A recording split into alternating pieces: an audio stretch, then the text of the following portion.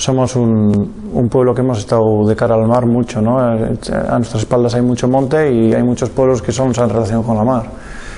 Y ahí hay mucha riqueza. Ahí tendrían que ir a los pueblos, sobre todo pesqueros, y ahí hay mucha gente mayor que podrían aportarles mucho. Escuchar a nuestros anteriores, ¿no?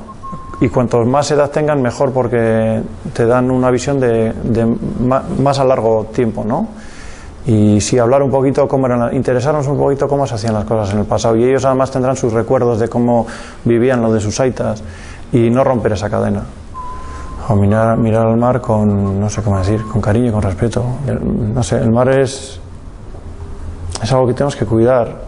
El patrimonio es lo que nosotros hemos hecho respecto al mar. El mar es algo de todos, de todo el mundo, y algo que tenemos que cuidar mucho, que al final es lo que vamos a dejar, ¿no?